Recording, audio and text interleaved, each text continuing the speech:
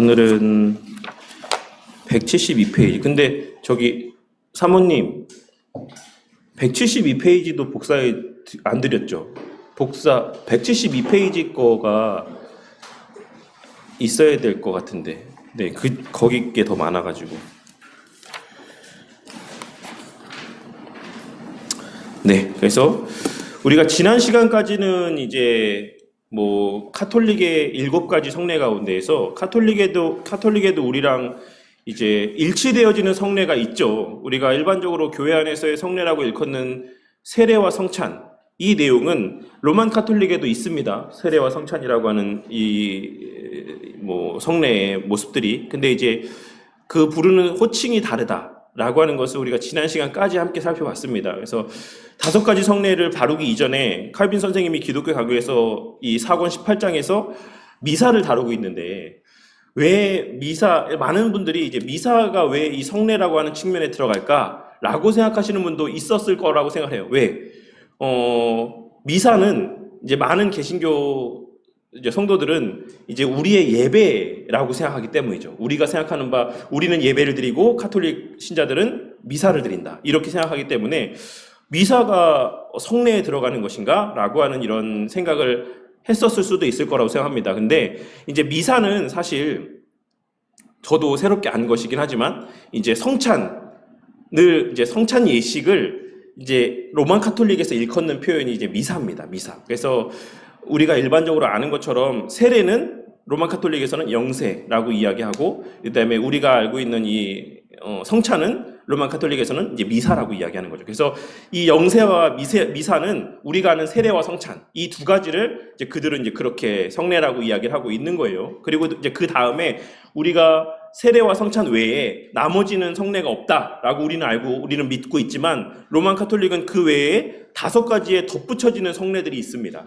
그래서 이제 우리가 일반적으로 성경에 근거를 두고 있는 2가지의 성례가 이제 세례와 성찬이기 때문에 칼빈 선생님도 이 18장까지의 내용 가운데서 이제 이 세례 부분과 뭐 할례 부분과 유아 세례 부분과 뭐 그 다음에 이제 플러스 미사까지, 성찬과 결부되어지는 미사까지 18장에서 다루고, 19장에서는 이제 다 그 외에 성경의 근거가 있지 않은 나머지 5가지의 성례, 로만 카톨릭에서 그냥 만들어낸 이 5가지 성례를 19장에서 다루고 있다라고 보시면 됩니다. 그래서 이 18장까지의 내용은 이제 성경에 명시되어 있는 성례에 대해서 이야기하고 있는 것이고, 19장은 성경에도 명시가 되어 있지 않은 5가지 성례에 대해서 이야기하고 있는 것이다 라고 생각을 하시고 오늘 내용을 보시면 될 것 같습니다.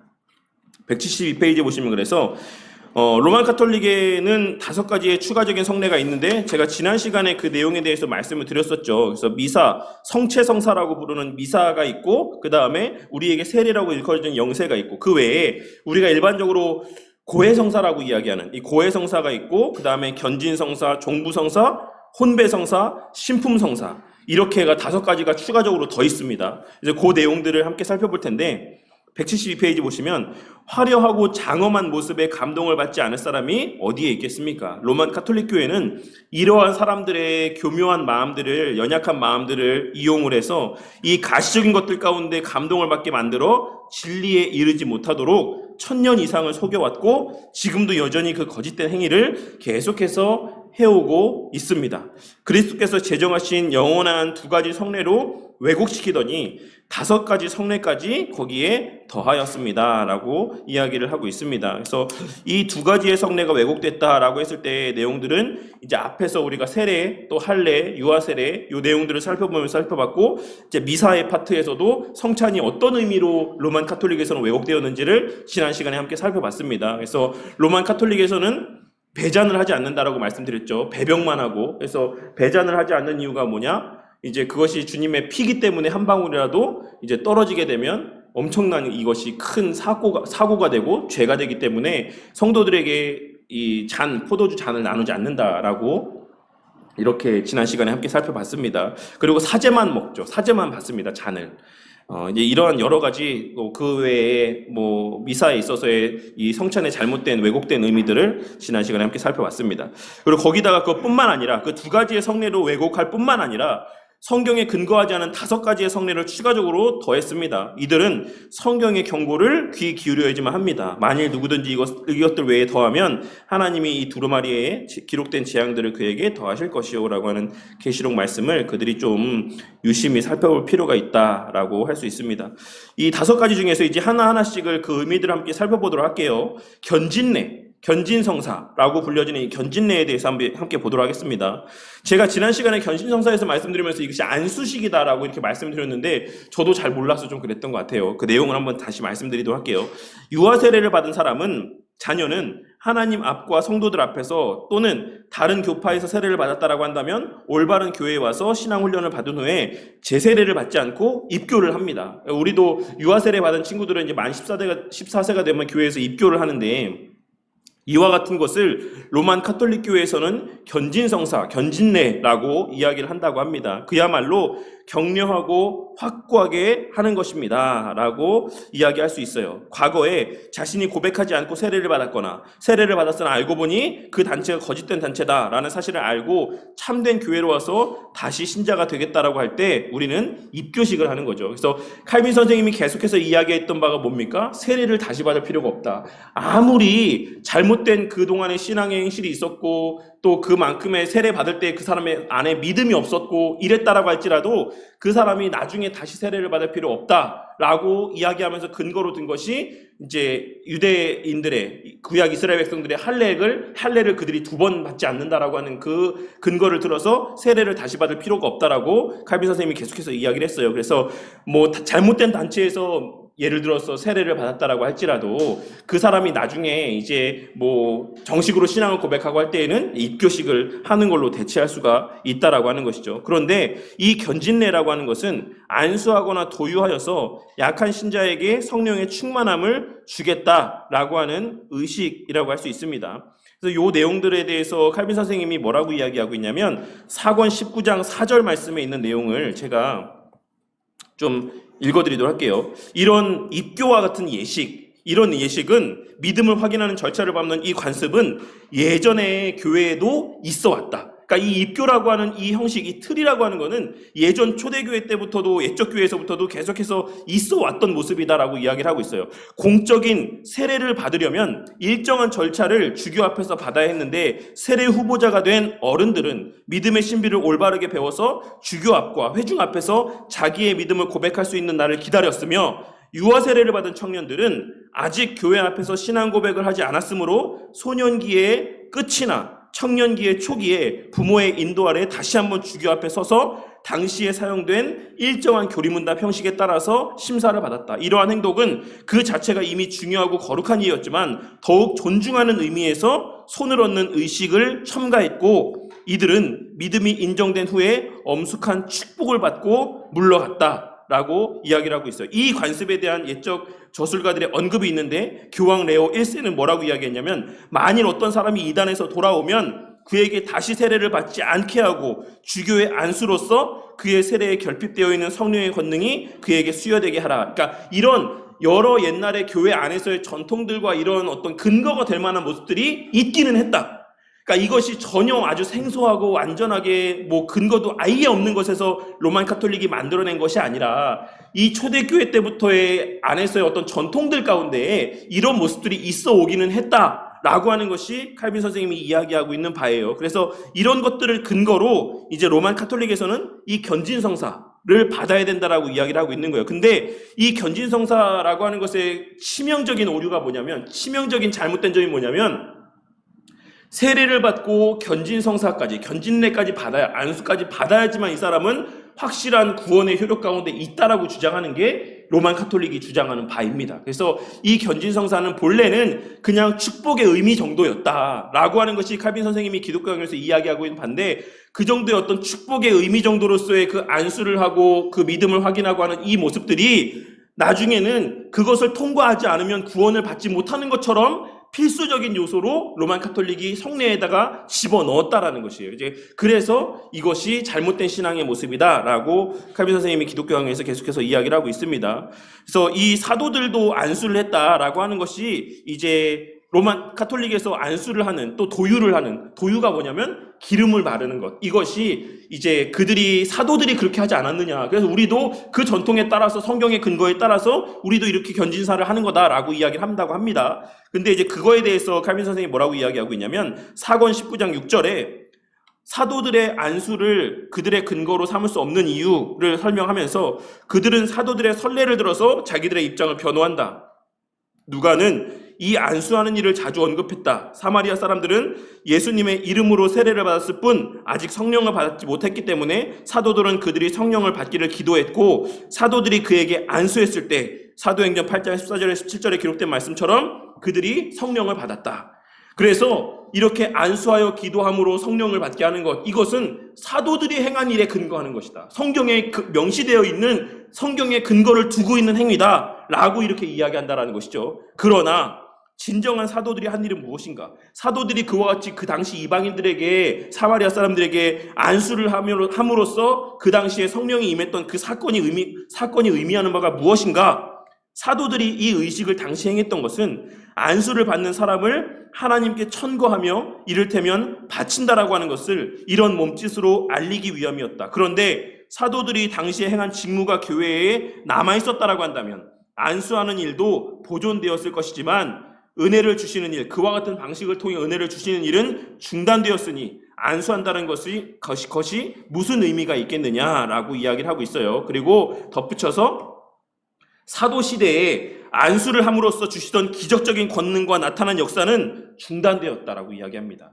그것은 그 당시에 특별한 과도기적인 역사의 어떤 진행 과정들 속에서, 구속사의 어떤 완성되어져가는 과정들 속에서 특별히 하나님께서 한시적으로 허락해 주시고 목독해 하신 특별한 은혜다라고 하는 것이 이제 칼빈 선생님이 이야기하고 있는 바예요. 그러니까 예수님의 성육신이 한 번뿐인 것처럼, 그리고 오순절의 성령 강림 사건이 한 번뿐인 것처럼, 그리고 사도들이 안수함으로써 가시적인 성령 하나님이 그 이방인들에게도 그들이 성도라고 도저히 받아들일 수 없을 것만 같이 여겼던, 개만도 못한 존재로 여겼던 사마리아인들에게도 그런 사도들의 안수를 통해서 성령 하나님이 임하게 하심을 통해서 이들도 형제고 그리스도께서는 이들을 위해서도 십자가에 달려 죽으신 것이다라는 것을 그들이 눈으로 보게 하시기 위해서 그런 특별한 은혜를 주신 겁니다. 아시겠죠?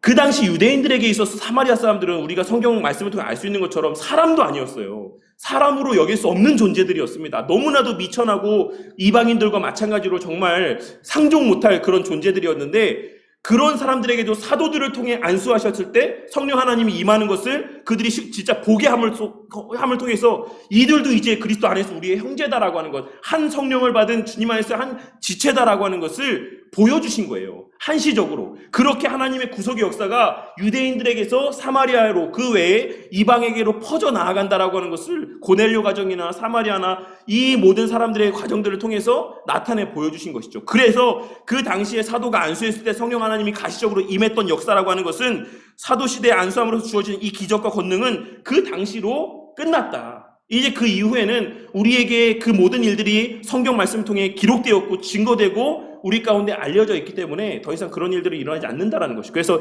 이것이 반복적인 역사다라고 주장하는 것, 이런 근거를 통해서 반복될 수 있다라고 주장하는 로마 카톨릭의 주장은 잘못됐다라고 이야기를 하고 있는 것입니다.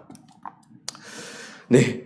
사람들은 거짓말이라도 듣기 좋은 말을 선호합니다. 거짓말은 속이는 것이고 영을 죽게 합니다. 로마 카톨릭에서는 세례를 받았지만 연약한 신자들은 견진례를 통해서 영적으로 무장해야 된다라고 하며 가시적인 안수식을 행합니다. 그래서 그에 대해서도 이제 19장 9절, 사권 19장 9절 1항에서 뭐라고 이야기하고 있냐면, 그들은, 로만 카톨릭은 모든 신자가 세례를 받은 후에 견진성사를 반드시 받아야지만 된다라고 로만 카톨릭은 주장을 합니다.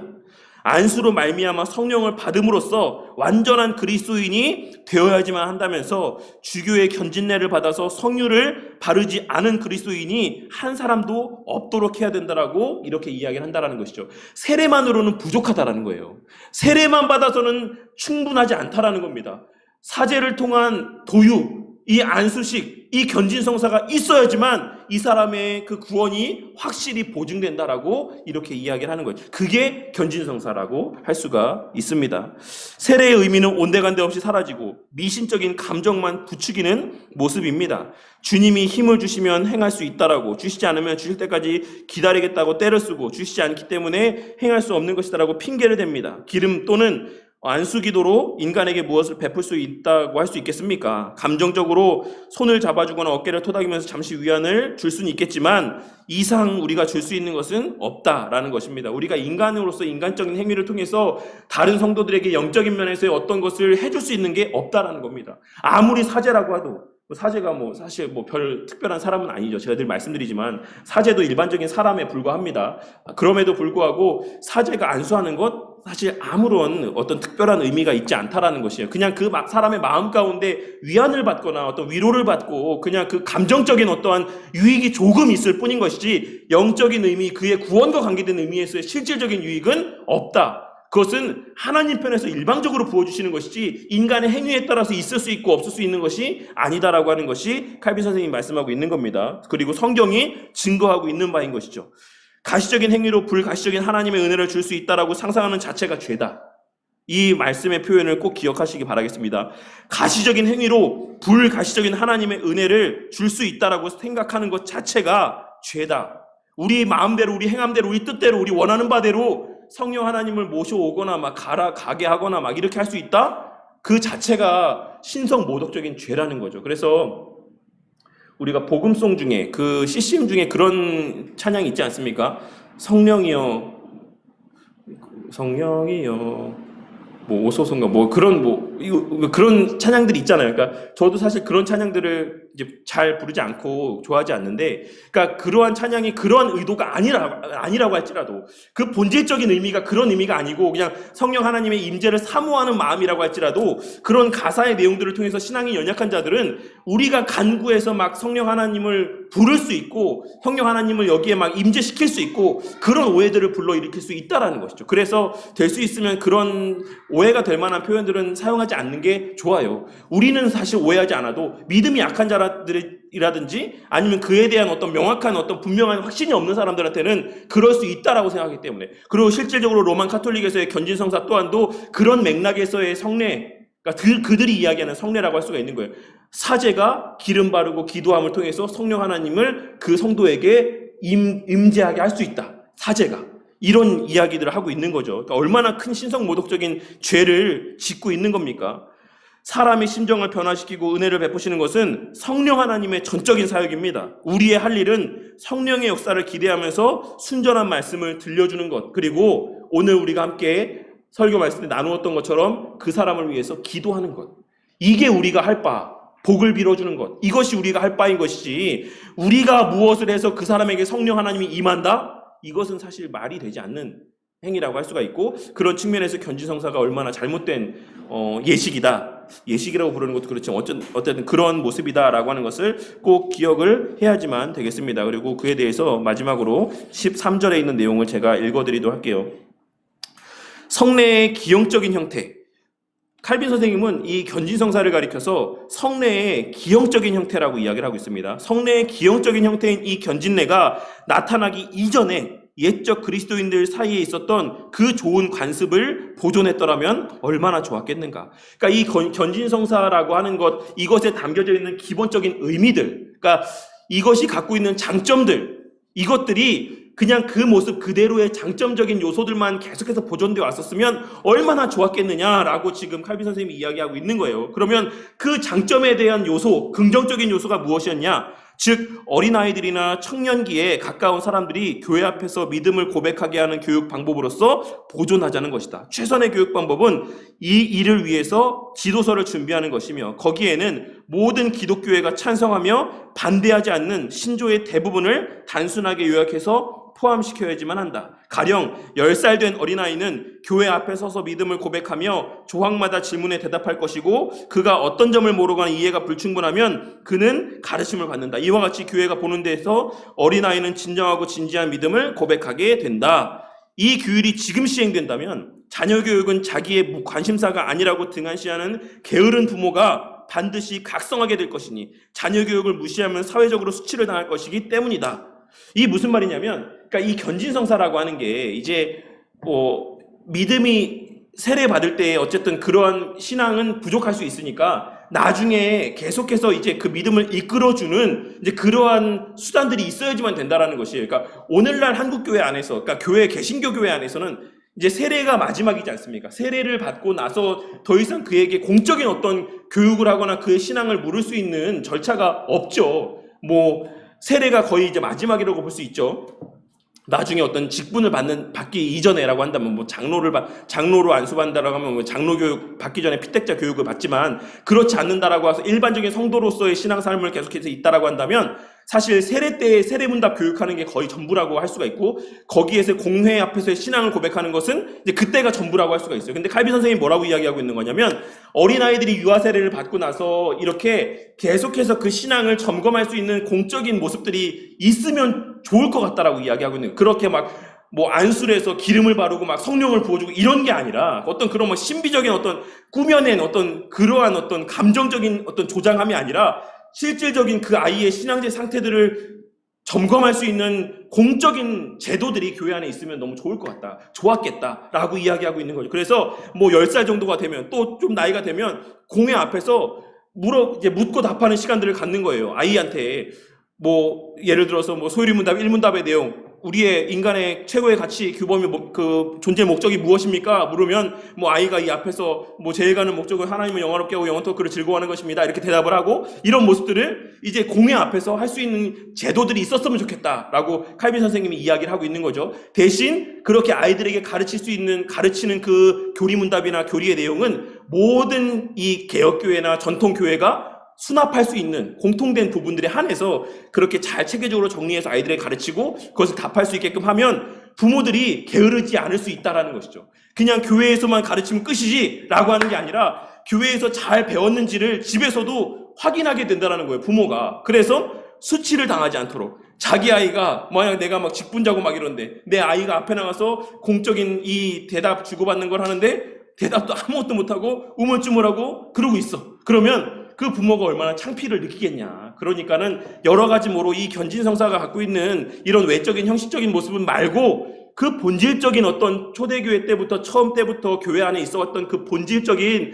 어떤 신앙을 격려하거나 이런 모습들의 본질이 남아있었으면 그것은 교회의 유익이 될 것 같다. 그렇지만 그거는 성례도 아니고 지금 로만 카톨릭에서 행하고 있는 것은 실질적인 아무런 유익도 없다. 라고 하는 게 칼빈 선생님이 견진성사에 대해서 이야기하고 있는 바라고 할 수가 있습니다. 그래서 견진성사가 뭔지 알겠죠? 저도 정확히 모르겠어요. 근데 어쨌든 그렇게 세례 이후에 또 하나의 그 신앙을 확증하는 어떤 절차라고 합니다. 그래서 제가 지난 시간에 모르고 말씀드렸던 것처럼 이렇게 직분 받을 때 안수하고 이런 거에 어떤 성격에서의 견진성사가 아니라 모든 성도들이 세례 받고 나중에 견진성사도 받게 되어 있는 그런 절차로서의 어떤 모습이 로만 카톨릭 가운데는 있다고 합니다. 그리고 그 이후는 이제 그 다음에 고해성사가 있죠. 고해성사. 로만 카톨릭 교회의 고해성사 또는 고해는 회개에서도 설명을 했지만 입술로 고백해야지만 죄들이 용서받는다라고 성도들을 속이는 것이다라고 할 수 있습니다. 그래서 신부는 고해하는 자에게 평화를 준다라고 사탕발림을 합니다. 고해하지 않는 자의 죄들은 당연히 용서를 받을 수 없습니다. 천주교 성당에 들어가 보면 조그만한 방이 있습니다. 그 안에 들어가서 신부와 칸막이를 두고 대화를 나눈 후에 죄를 고백합니다. 그리고 신부는 그들이 그 죄를 용서받았다라고 선언을 합니다. 이것은 거짓말입니다. 용서의 문을 여는 열쇠가 자기들에게 있다라고 하며 근거 없는 거짓말하는 것이다. 그러니까 이들이 고해성사를 사제들에게 하는 이유가 뭡니까? 그 근거가 어디에 있죠? 예수님께서 베드로에게 주셨던 그 열쇠의 권한이 여러 번 말씀드렸지만 교황에게 이제 우리 로만 카톨릭은 1대 교황이 누구라고 이야기합니까? 베드로가 1대 교황이라고 이야기를 해요.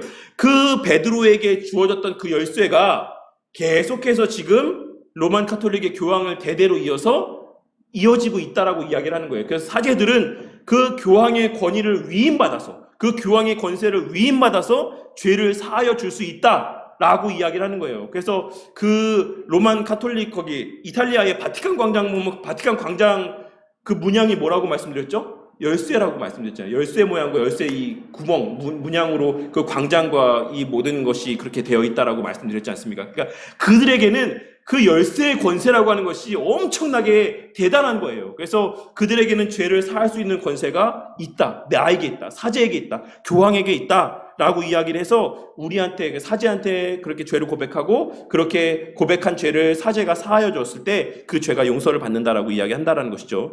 인간은 죄들을 깨끗하게 할 수 없습니다. 말씀을 통해 확고한 지식을 갖추고 그것에 따라 그리스도의 구속 사역을 알아야지만 합니다. 성령께서는 그 사역이 우리를 위한 것이다라는 사실을 깨닫게 합니다. 라고 할 수 있습니다. 그러니까 우리는 어떻게 알죠? 우리는 우리의 죄가 사실 예수 그리스도의 십자가 대속의 은혜로 우리의 과거의 죄, 지금의 죄, 장차 앞서 우리가 지을 모든 죄까지도 예수님께서 다 그 대가를 책임지셨다라는 사실을 우리가 알고 있지 않습니까? 물론 그렇다라고 해서 회개하지 않아도 된다라는 것을 이야기하고 있는 것은 아닙니다. 이미 그 파트는 예전에 다루었기 때문에 더 이상 깊이 또 얘기하지는 않도록 할게요. 이 로만 카톨릭이 이야기하고 있는 이 고해 성사가 잘못됐다라는 것만 우리가 잘 이제 이해를 하면 될 것 같습니다. 이에 대해서 이제 그 옛적 교회 안에서의 참회에 대해서 이야기하고 있는 부분들 가운데에서 한 부분만 제가 읽어드리도록 하겠습니다.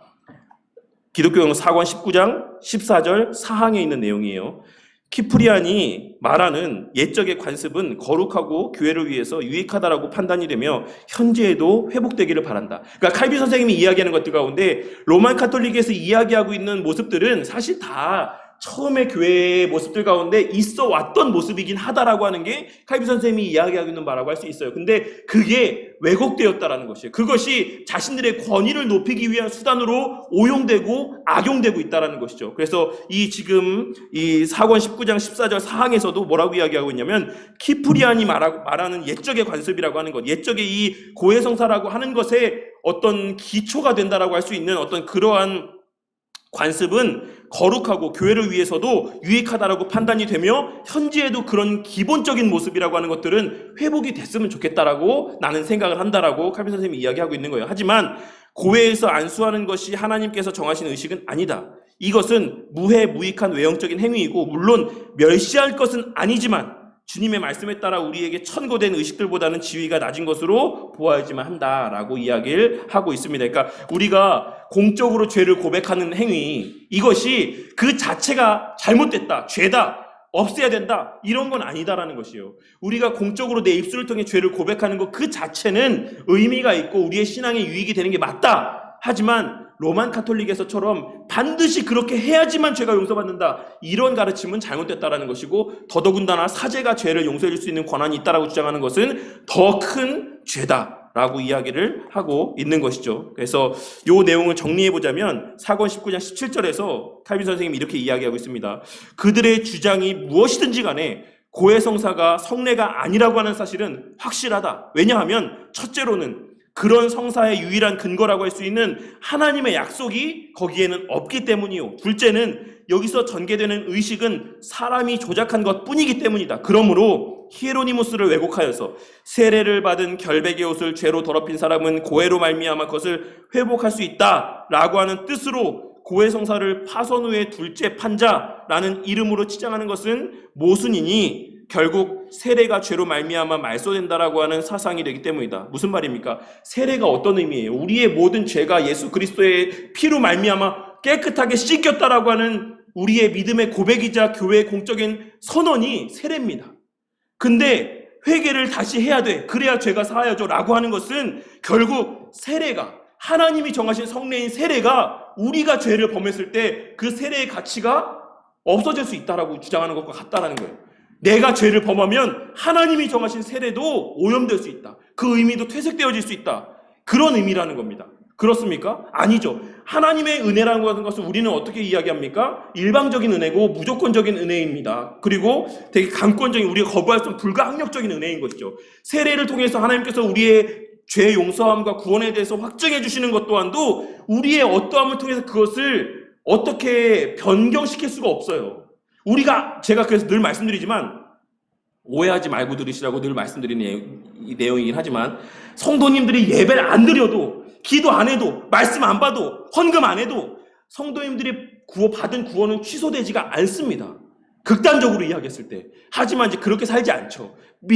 거듭난 사람은 성령 하나님께서 그렇게 살도록 내버려두지 않지만, 극단적으로 이야기하자면 성도님들이 온갖 악행 가운데 살아도 성도님들이 받은 하나님의 그 구원하시기 위한 계획과 그 확증하여 주신 하나님의 그 선언은 변화해지지 않는다라는 것을 우리가 꼭 기억해야지만 돼요. 그래서 우리가 회개하지 않아도, 우리가 공적인 어떤 그러한 형식들을 거치지 않아도 우리의 죄는 이미 예수님이 십자가에 달려 죽으셨을 때 다 그 죄의 문제는 해결이 되었습니다. 그래서 로만 카톨릭에서 이야기하는 이 고해성사가 꼭 필요하다라고 하는 주장도 잘못됐다라는 것이죠. 성례라고 하는 주장도 잘못됐다라는 것이에요.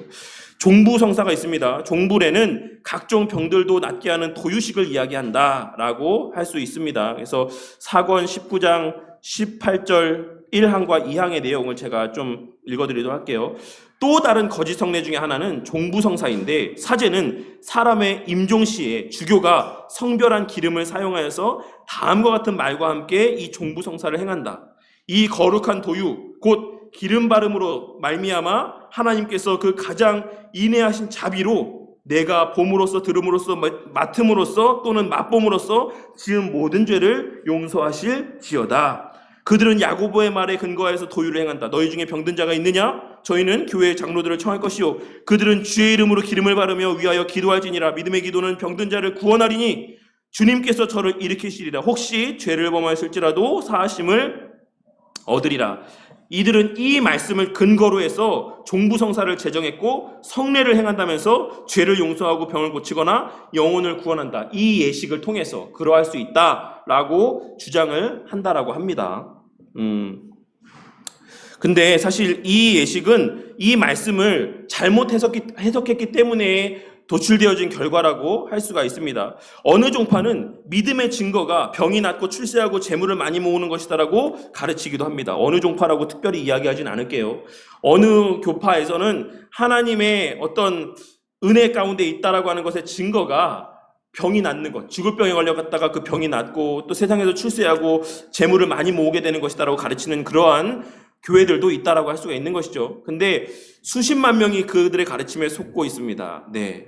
이 수십만 명이라고 하는 게 이제 어떤 교파인지를 좀 이렇게 유추할 수 있게 해주는 그런 숫자일 것 같긴 한데, 어쨌든 그런 데도 있습니다. 그곳을 벗어나면 저주를 받을까 두려워합니다. 이런 거짓된 행위는 로만 카톨릭 교회에서 배운 것이다. 그러니까 개신교 안에서의 기복주의적인 신앙, 그런 어떤 이런 보속적인 행위로서의 어떤 신앙, 이런 모습들은 사실 그 모든 근거가 전혀 새롭게 없던 것에서 새롭게 생겨난 것이 아니라 그 모든 기원이 다 어디에 있다? 로만 카톨릭에 있다라고 이야기를 하고 있는 것이죠. 이런 거짓된 행위는 로만 카톨릭 교회에서 배운 것입니다.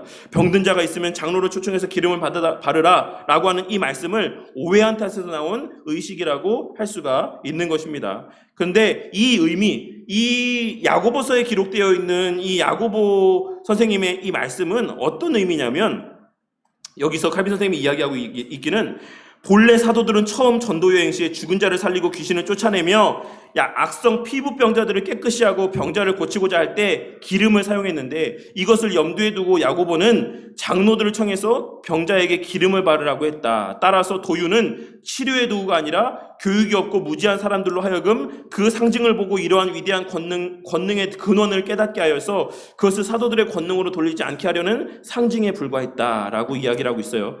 기름이 성령과 성령의 은사를 상징하면 잘 알려진 상식이다 라고 할 수 있죠. 그래서 무슨 말입니까? 기름을 바르라, 그러니까 너희들이 기름을 발라라, 그리고 함께 기도해라 라고 하는 것은 그 병이 낫게 되는 것의 근원의 능력이 누구한테 있다? 사람에게 있는 게 아니야. 이거는 성령 하나님이 베푸시는 특별한 은혜야 라는 것을 알게 하기 위한 상징적인 수단에 불과하다라고 이야기를 하고 있는 거예요. 이 칼빈 선생님은 야고보서의 이 말씀을 그렇게 해석하는 겁니다. 근데 최근에 주석을 보시면 송영모 선생님의 신약 주석도 그렇고 여러 가지 제가 본 대다수의 이 야고보서에 대한 주석의 말씀은 사실 이제 그 기름 바르는 것이 당시의 일반적인 치료의 방법이었기 때문에 기름을 바르라고 이야기했을 것이다라고 보는 주석이 대다수예요. 근데 칼빈 선생님은 이렇게 해석을 하기도 한다라는 겁니다. 칼빈 선생님은 요 내용들을 무슨 말인지 아시겠죠? 기름을 바르라고 한 것이 특별히 그것이 어떤 치료제이기 때문이 아니라, 그렇게 해서 병이 나음으로써 그것이 사람의 능력으로 병이 난 것이 아니라, 그러니까 사람에게 오늘날에 왜 치유의 은사를 갖고 있는 사람들이 있다라고 하는 사람 있잖아요.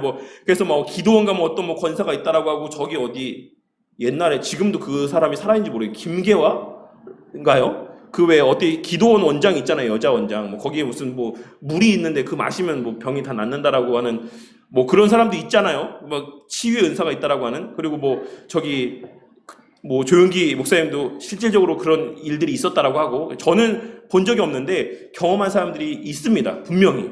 그래서 저는 이제 그런 일들이 거짓말이라고 생각하진 않아요. 그런 일들이 있었으니까 어쨌든 사람들이 많이 모이기도 했겠죠. 근데 어쨌든 사도들이, 야고보 선생님이 이런 이야기를 한 이유는 그런 일들을 통해서 그 사람이 주목받지 않게 하기 위해서 이 말을 하고 있는 거라고 지금 이야기하고 있는 거예요. 기름을 발라라. 그래서 그 기름을 통해서 성령 하나님의 역사를 통해서 이 사람이 낫게 된 것이다라는 것을 알게 해라. 그 사람이 낫게 한 게 아니다. 그 장로들이 낫게 한 게 아니다. 사도가 낫게 한 게 아니다. 하나님이 낫게 하신 거다라고 하는 것을 알게 하기 위한 수단으로서 기름을 바르라고 한 것이지, 이제 그것을 이제 일반적인 모든 방법 가운데 이렇게 뭐랄까요? 계속해서 오용하지 말라고 이야기를 하고 있는 것입니다.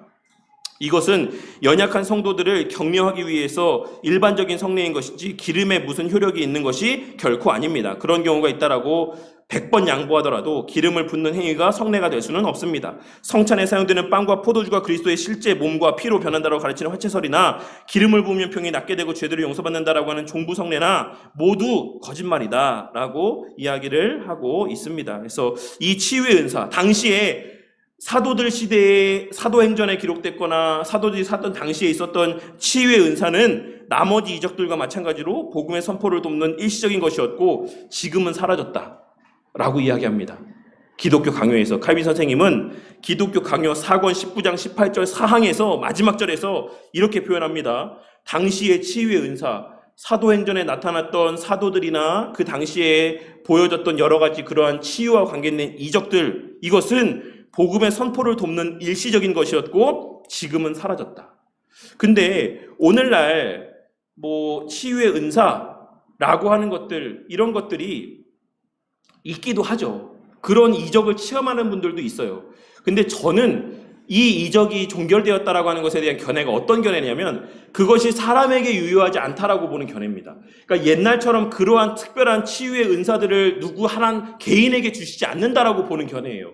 저는 누구나 말씀 보고 기도하며 하나님 앞에 간절히 간구하는 중에 병이 나을 수 있다라고 생각합니다. 그런 이적을 누구나 체험할 수 있다라는 거예요. 꼭 누구한테 가서 기도를 받아야 병이 낫는 게 아니라, 이런 이적들을 체험할 수 있는 게 아니라 성령 하나님의 역사를 통해서 누구나가 이 신약 시대에는 체험할 수가 있는 은혜입니다. 은혜.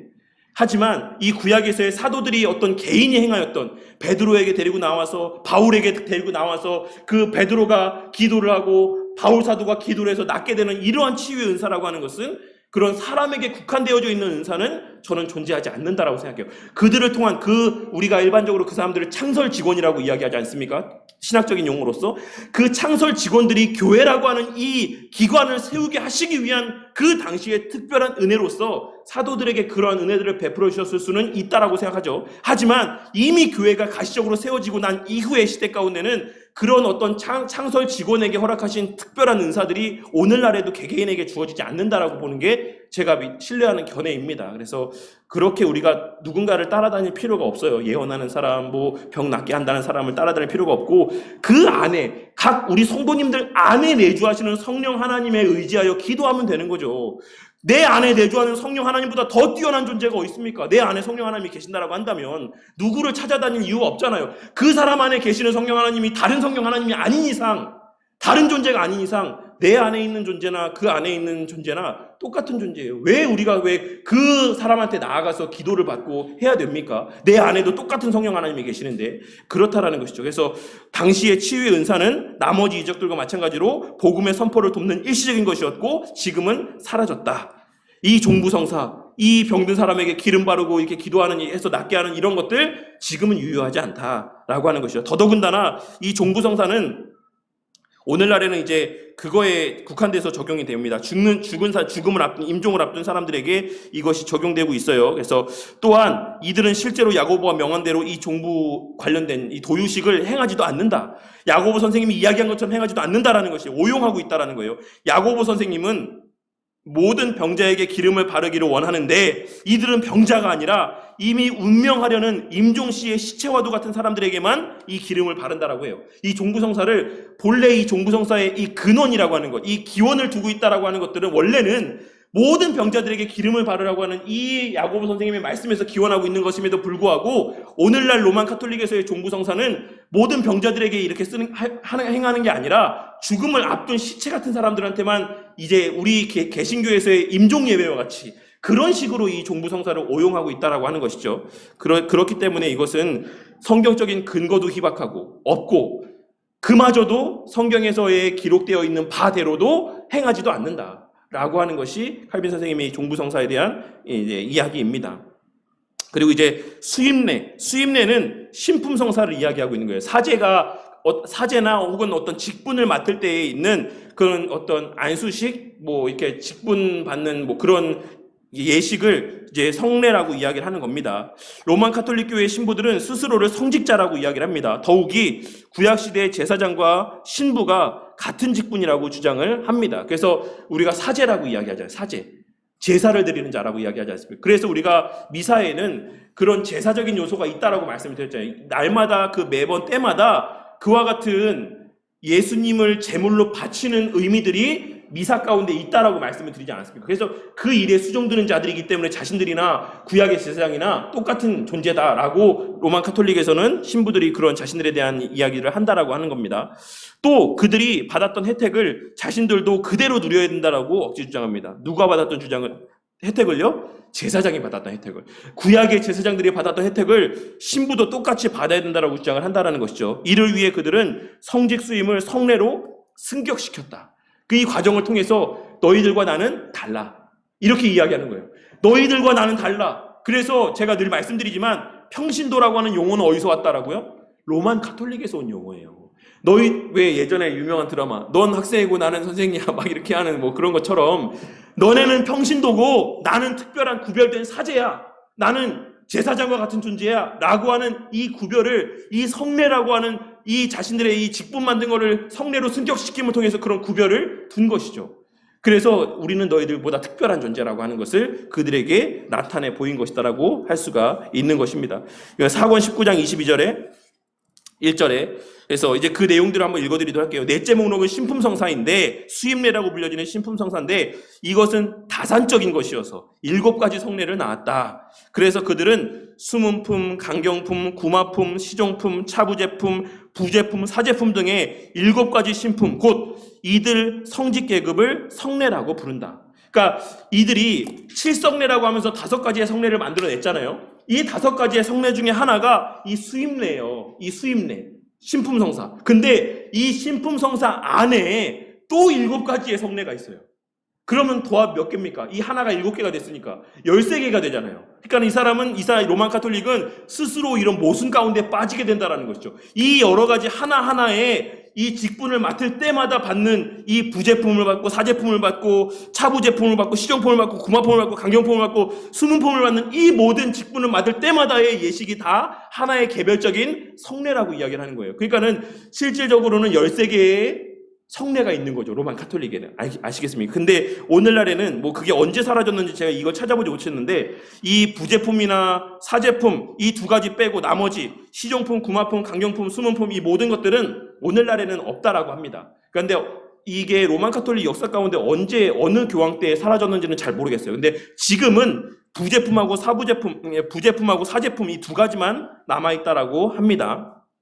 그래서 어쨌든 그들은 이렇게 자신의 어떤 뭐 사제가 되는 것, 부제가 되는 것 이런 것들을 성례로 이렇게 승격시킴을 통해서 자신의 어떤 특별함들을 나타내 보였고 중세시대에는 체발을 하는 것, 이 머리를 이렇게 미는 것 이런 행위들을 통해서 자신들의 어떤 구별된 모습들을 나타내 보였다라고 할 수가 있는 겁니다. 그들은 머리카락 모양이나 옷의 장식품들로 자신의 고결함을 나타냈습니다. 가시적인 물품들로 자신들의 거룩함을 나타냈습니다. 일반인들은 거룩하게 장식된 신부들을 하나님처럼 바라보게 되고 그들의 말을 하나님의 말씀으로 청종하게 됩니다. 그러니까 이렇게 일반적인 성도들, 일반적인 교인들과의 자신들과의 구별을 통해서 자신들을 바라만 봐도 거룩하게 권위 있게 바라볼 수 있게 만들므로써 자신의 권위를 인위적으로 높인 거죠. 하나님께서 부여해 주신 말씀의 권위 가운데 있는 것이 아니라 스스로가 고안해낸 인간적인 산물들을 통해서 자신들의 권위를 확립했다라는 겁니다.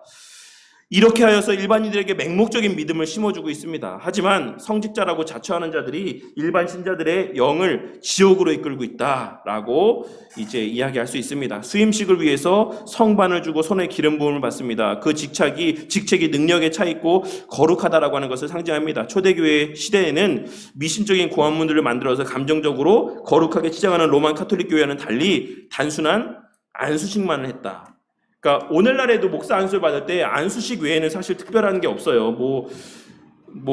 요즘에는 근데 좀 이것저것 엄청나게 이렇게 목사 안수식 때 엄청나게 많은 격가지 행사들이 많이 더하여지긴 했지만 본래 이제 초대교회 때에도 이제 그와 같은 어떤 직분들을 맡김에 있어서 안수식 외에는 특별한 일이 없었다라고 할 수가 있죠. 오늘날 개신교 교회 안에서의 그러면 안수식, 목사에게 안수를 주거나 장로에게 안수를 주는 거는 그러면 무엇에 기원하는 것이다라고 할 수 있겠습니까? 저는 요 기독교 강요 내용을 보면서 앞서 제가 사권 19장 6절에 2항에서 이제 그 견진성사 얘기하면서 그 안수하는 것, 그것의 의미를 칼빈 선생님이 이야기하지 않습니까? 저는 이제 그러한 측면에서의 의미를 지니고 있는 것이 아닌가라고 하는 그런 어떤 생각을 좀 해봤어요. 이것이 그러니까 이 일을 통해서 사도들, 여기 제가 다시 한번 읽어드릴게요. 사도들이 안수를 했던 것, 안수라는 이런 의식을 행한 것은 안수를 받는 사람을 하나님께 천거하며 이를테면 바친다라고 하는 것을 이런 몸짓으로 알리기 위함이었다라고 하는 의미가 있는 거예요. 실질적으로 그 사도들의 안수 행위라는 것을 통해서 특별한 유익이 있고 이런 것이라기보다는 당시에는 있었을지라도 본질적인 의미는 이 사람을 바친다라고 하는 것. 이 사람이 이제 하나님께 이 사람을 천거한다라고 하는 이런 의미들이 당시에 이 사도들의 안수 가운데 담겨져 있었다. 그런 의미가. 그러니까 저는 그래서 오늘날에 제가 예전에 목사님들하고 이런 얘기를 했었거든요. 그러면 오늘날 우리가 직분을 받을 때 목사님들이 안수하는 것에 그 안수식에는 어떤 영적인 의미가 있는 것이냐라고 하는 것을 제가 목사님들과 한번 같이 이야기를 나눈 적이 있었거든요. 근데 그때 결론이 나진 않았는데 이 기독교 강요의 내용을 보니 저는 사실 그런 의미에 기원하고 있지 않을까라고 하는 생각을 해봤어요. 그래서 어쨌든 오늘날에는 그래서 개신교 교회 안에서도 목사를 직분을 세울 때 혹은 장로를 세울 때에도 이런 안수식 외에는 특별한 행사를 의식을 하지 않는 게 맞습니다. 이것이 오직 성경적으로 그것만이 합당한 의식이라고 할 수가 있는 것이죠. 네, 하지만 어쨌든 이 수임식이라고 하는 것, 이 신품성사라고 하는 것도 성례는 아니다. 그냥 직분을 받는 데 있어서의 어떤 그러한 상징적인 의미가 있을 뿐인 것이지 그 자체가 하나님께서 명하신 어떤 약속이 있는 그러한 성례에 포함될 수는 없다라고 하는 것을 꼭 기억하시면 되겠습니다. 그리고 이제 혼인례 마지막으로 로만 카톨릭 교회가 성례로 주장하는 것은 혼인례입니다.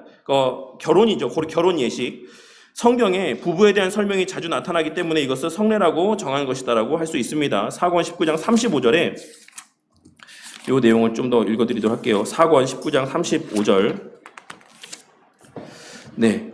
에베소서 5장 28절의 내용을 이들이 오해했기 때문에 이렇게 이야기한다라고 칼빈 선생님이 이야기하고 있어요. 그들은 여전히 바울이 성례라는 말을 혼인에 적용했다라고 잘못된 해석을 주장하지만 성경을 그렇게 해석하면 땅과 하늘을 혼합하는 것이다 라고 이야기할 수가 있죠. 그리고 이렇게 성경에서 언급되어져 있는 모든 모습들을 다 성례라고 이야기한다라고 하면 사실 그러한 이야기를 하는 사람은 칼빈 선생님 말 그대로 기독교 강요의 내용을 그대로 읽어드리자면 그런 사람은 정신병원으로 보내야지만 된다라고 이야기를 하고 있어요. 그러니까 성경에 기록되어 있는 언급되어 있는 모든 내용들이 다 성례다. 나중에 여기서 또 기독교 강요에서 뭐라고 이야기하고 있냐면 병을 낫게 하기 위해서 그 몸 위에 올라가서 있었던 거, 그 외에 예수님이 발을 씻겼던 거, 그러면 이것들도 다 성례라고 해야 된다. 근데 이렇게 이야기하는 사람들은 사실 그러면 정신병원에 보내야 되는 거나 마찬가지다. 그 본질적인 의미를 이해하지 못하고 있는 것이다 라고 이야기를 하고 있는 거예요. 그리고 또 이 말이 무슨 말이냐면 이 비밀이 크도다라고 이야기하면서 이 결혼에 대해서 이야기를 하며 이제 이것이 교회와 이제 성도들 사이의 관계를 이야기하고 있는 것이다라고 하는 이 바울 사도의 말을 들어서 이게 성례라고 이야기하는 거예요. 왜냐하면 이 성례라고 하는 표현, 세크라멘툼이라고 하는 것이 사실은 그 어원이 미스테리아, 이 시크릿, 이 어원이 되는 표현에서 기원하고 있기 때문에 그래요. 그러니까 이것이 성례라고 하는 건 사실 신비다라고 하는 이런 의미들이 담겨져 있어서 사실 성례의 어원이 이 세크라멘툼, 이 미스테리아 이런 것에 담겨져 있는 것이거든요. 그런 의미 가운데 기원을 두고 있는 것이거든요. 근데 이제 그 말이 이 비밀이 크도다라고 했을 때 이 결혼에 대해서도 바울 사도가 이 비밀이라고 하지 않았느냐, 이 결혼을 비밀에 빗대지 않았느냐, 그러니까 이 결혼도 성례다 이렇게 이야기를 주장을 하는 거예요. 사실 엄청 아전인수격인 해석이지 않습니까? 그런 근거를 두고 이제 로만 카톨릭에서는 혼인 예식도 성례라고 이야기를 하는 것이죠. 그래서 하나님께서 혼인을 명하신 것은 사실이지만 이것을 성례로 제정하지는 않으셨다. 더욱이 신부들은 이 거룩한 예식인 혼인을 왜 하지 않는지 궁금하다. 아니 이게 성례라면서 혼인 예식이 성례인데 사제가 성례를 거부하는 거잖아요. 그러니까 이게 로만 카톨릭이 주장하는 내용들 가운데는 앞뒤가 맞지 않는 이 자가당착에 빠지는 모습들이 얼마나 많이 있는지 모른다는 거죠. 근데 이 좀 별개 말이긴 한데 제가 지난 시간에 이 성례 얘기하면서 카톨릭 얘기를 엄청 하지 않았습니까? 근데 뭐 제가 유튜브 올리는 영상들 가운데 뭐 그걸 보는 사람들이 거의 별로 없긴 한데 거의 대부분은 다 좋아요를 눌러요. 하나 아니면 2개 정도 좋아요가 있는데 지난주에 올린 내용은 싫어요가 있더라고요. 그래서 어떤 때는 이제 싫어요가 있긴 한데 그 싫어요가 잘못 누른 싫어요에서 금방 취소되긴 하고 그렇거든요. 대부분. 근데 지금까지도 지난주 유튜브 이거 로만 카톨릭 관련된 내용에는 싫어요가 있더라고요. 그래서 로만 카톨릭에 대해 우호적이신 분이 이걸 혹시 듣고 싫어요를 누르셨나라는 생각이 문득 제가 좀 스쳤습니다. 어쨌든 로만 카톨릭이 주장하는 이러한 주장들 가운데는 정말 비성경적이고 미신적이고 또 스스로를 이렇게 모순되게 만드는 이런 요소들이 너무나도 많이 있습니다. 이에 대해서 칼빈 선생님도 사권 19장 36절에서 뭐라고 이야기하고 있냐면 2절에 2항에 그러나 그들은 혼인을 성사라는 이름으로 장식하였으면서도 정작 경고망동한 행동을 한다. 혼인을 육적인 부정과 부패의 추악이라고 부르면서 사제들을 이 성례에서 제외하니 얼마나 불합리한가. 그러니까 그들이 이 혼인을 하지 않는 이유가 뭐냐면 혼인을 육적인 부정과 부패와 추악이라고 여기기 때문에 안 하는 거예요. 근데 그 혼인 예식을 성례라고 또 이야기를 합니다.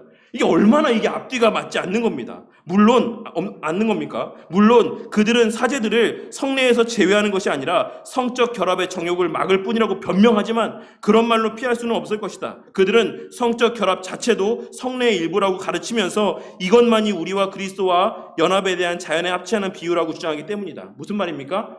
그들은 자신들이 이렇게 성례, 이 결혼을 하지 않는 이유에 대해서 육체적인 이러한 부부 사이의 결합이라고 하는 것이 부정하고 부패하고 추악한 모습이다라고 이야기해서 우리는 결혼하지 않아 이렇게 이야기해요. 근데 또 뒤돌아서면 성도들한테 결혼에 대해서 이야기할 때는 뭐라고 이야기한다고요? 이 남편과 아내의 육체적인 결합만이 그리스도와 연합에 대한 자연에 합치하는 유일한 비유다. 이게 얼마나 앞뒤가 안 맞는 말입니까?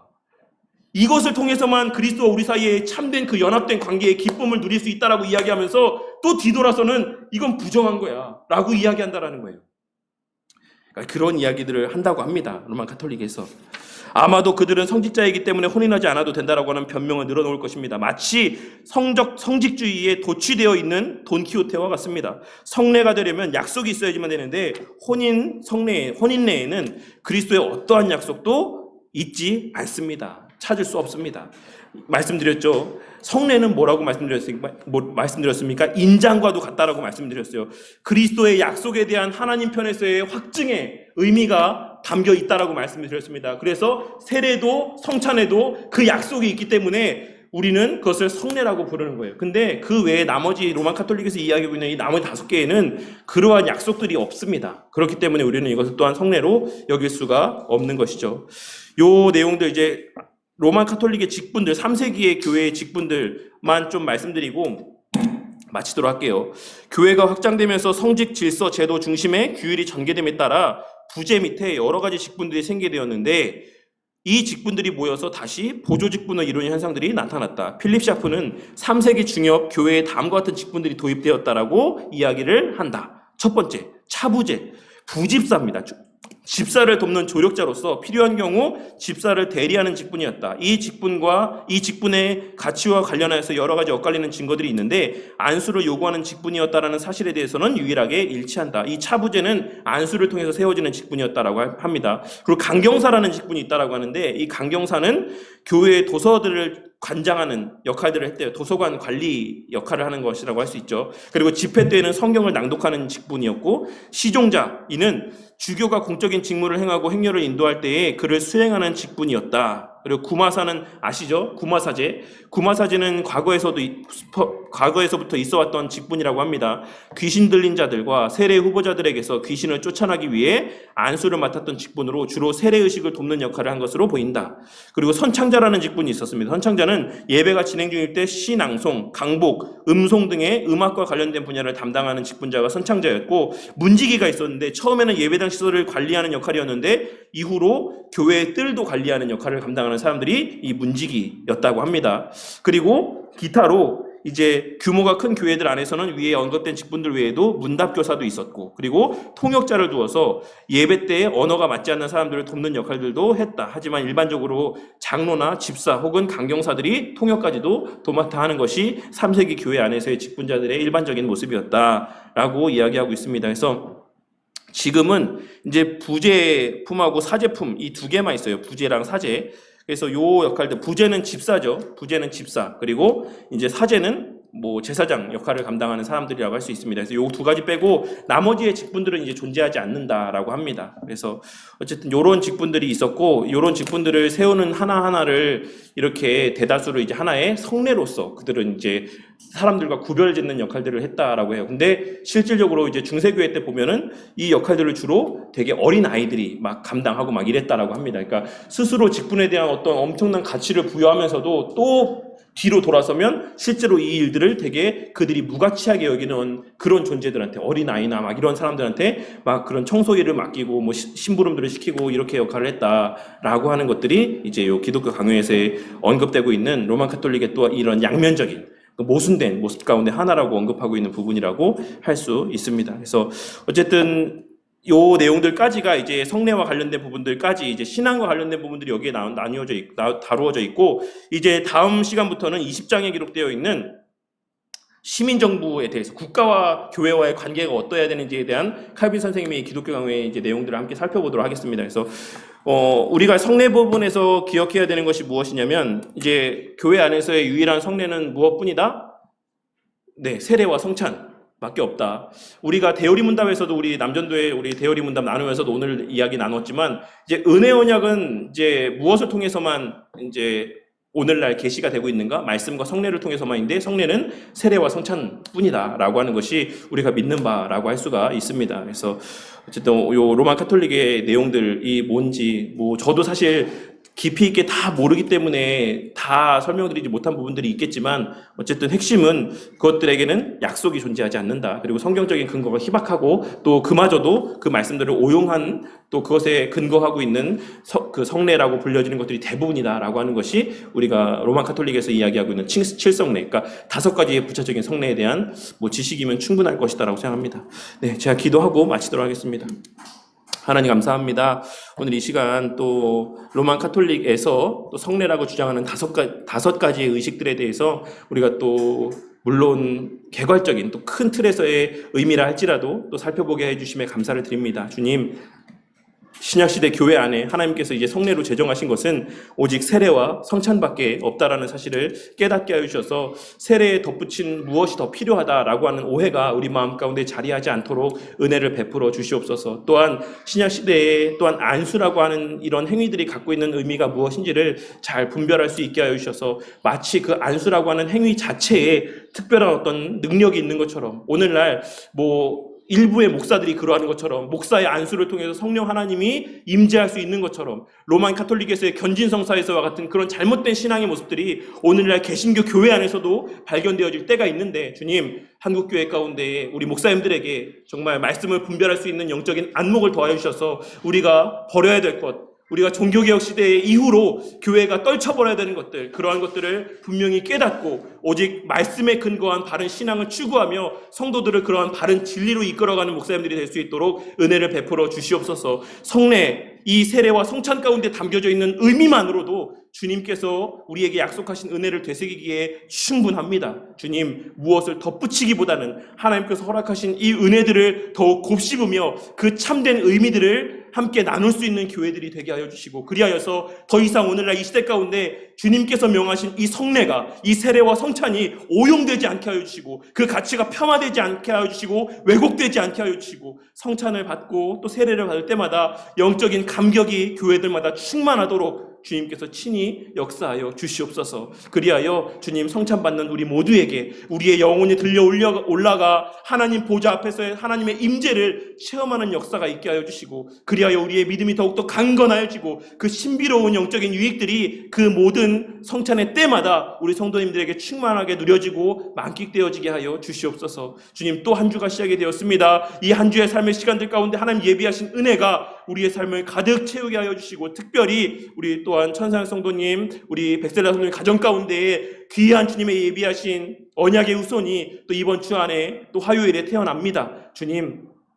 모든 출산의 과정 가운데 함께 하시고 그 자녀의 출산과 양육의 과정들 속에서 하나님 앞에서의 우리의 모습을 발견할 수 있게 하시고, 그 자녀를 출산함으로 말미암아 그 가정 가운데 주님 주시는 영적인 은혜가 더욱 충만해지는 역사가 있게 하여 주시옵소서. 주님, 이번 한 주도 하나님의 은혜를 충만히 체험하고 주일에 또한 기쁨으로 예배 자리에 발걸음할 수 있도록 우리의 또 삶과 또 생각과 또 행위들을 주장하여 주시옵소서. 또한 특별히 토요일에 달란트 잔치가 준비되어져 있습니다. 준비하는 손길들 기억하여 주시고, 우리 예꼬모 친구들 이 달란트 잔치를 통해서 또 하나의 또 즐거운 또 귀한 영적인 추억을 마음 가운데 새기는 귀한 시간 되게 하여 주시옵소서. 수고하는 손길들 기억하여 주시고, 이 교회에 걸어가는 걸음들마다 주님의 선한 또 역사가 증거되어지는 은혜가 있게 하여 주시옵소서. 감사드리며 우리 주 예수 그리스도 이름 받들어 기도드렸습니다. 아멘.